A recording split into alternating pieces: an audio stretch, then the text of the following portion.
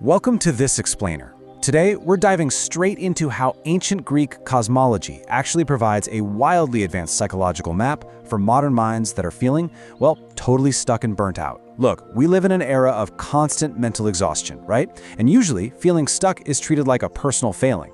But what if the chaos you're feeling inside isn't a problem to be solved, but a profound mechanism for transformation? We're going to unpack some ancient blueprints for the human mind and see how reclaiming concepts like divine madness and wonder can literally help us break free from entropy.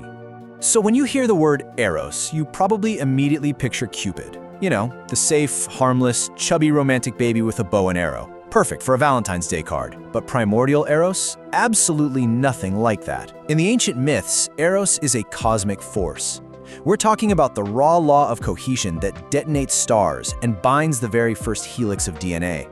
It is literally the engine of physics and consciousness that forces the universe to take form out of the void. Let's jump into Section 1, Reclaiming Divine Madness. Our modern medical model is pretty quick to pathologize what the ancients actually called mania. But if we take a lens similar to the Mad in America movement, which is really all about reclaiming narrative agency and sovereignty over our own mental states, we can entirely reframe madness. Check out the root of the word.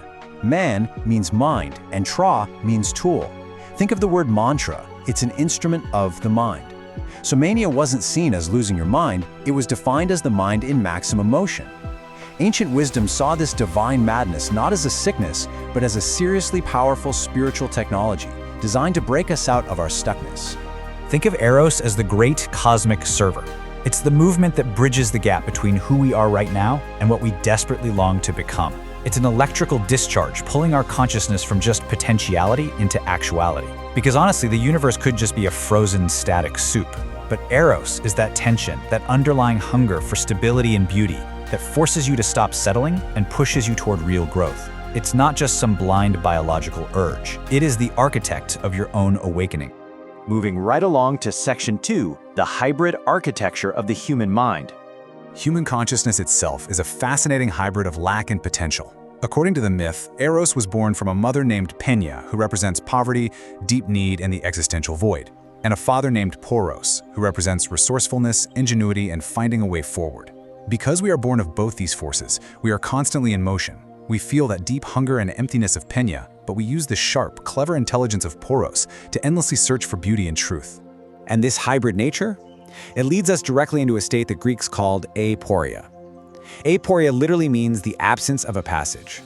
It's that frustrating mental deadlock or that crossroads where your old road has completely ended, but the new path just isn't visible yet. But here's the crucial takeaway. Aporia is not a failure. When you feel totally stuck, totally burnt out, you are in aporia. It's an essential, unavoidable state of tension that actually forces the mind to give birth to brand new knowledge. So, how do we actually put this into practice? You can use your own feelings of burnout as a navigational tool to break through your mental blocks. First, just acknowledge the deadlock. Own the aporia. Second, allow Penia, that raw feeling of need and poverty, to build up your desire for something more. Don't suppress it. Third, engage Poros, your ingenuity, to start seeking a new path. And finally, let your nous, your higher mind, which the Greeks viewed as a vessel meant to sail, flow right through that blockage. Okay, let's explore Section 3, the shock of wonder. For the ancient Greeks, wonder, which they called thauma, wasn't just some passive emotion or a supernatural miracle. It was an intense, physical, internal shock. Thauma is a sudden realization that hits you so profoundly it shatters your old understanding.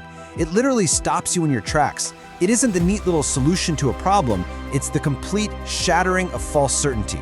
It awakens the mind and forces you to really, truly perceive the world around you. But modern hustle culture completely hijacks our access to this state. We are drowning in what the Greeks called thravos, internal noise, endless social media notifications, and mental fragmentation. Thuma requires presence, space, and deep vision. Noise literally kills wonder. It traps us in this exhaustive, constant state of reaction rather than genuine perception. If your mind is crammed full of noise, you can never experience the shock of wonder, and Eros completely loses his signal. Let's transition to Section 4, the brain's mythic map. The entire metaphysics of Eros is driven by powerful feminine archetypes, which opens the mind in ways that pure, rigid logic just can't do. You have Metis, representing cunning intelligence working quietly beneath the surface, Penia, that foundational existential need we talked about, Aphrodite, the magnetic, undeniable presence of beauty, and Diotima, the actual priestess and voice of wisdom who famously taught Socrates about Eros. This represents a continuous, powerful line of feminine intelligence driving our pursuit of truth. Now this is where it gets incredibly cool. The 12 Olympian gods were actually an ancestral blueprint for whole-brain integration. Thousands of years before modern neuroscience, the Greeks essentially mapped out our brain hemispheres as archetypes. You have the right hemisphere, handling image, emotion, the body, the present moment, represented by gods like Eros, Aphrodite, and Poseidon. Then you have the left hemisphere, logic, structure, time, reason, represented by Zeus, Apollo, and Athena.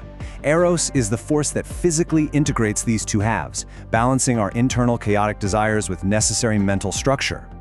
And that brings us to our final section, Section 5, the ladder to stillness. This step-by-step framework is known as Diotima's ladder of ascent. It shows us that we actually shouldn't suppress physical desire. The modern world loves to shame the body, but the Greeks said, start there. Just don't get stuck there. You begin with the physical body, move up to connecting deeply with souls, then you understand laws and structures, then you match your sciences grounded in virtue, until you finally reach the ultimate unified vision of beauty itself.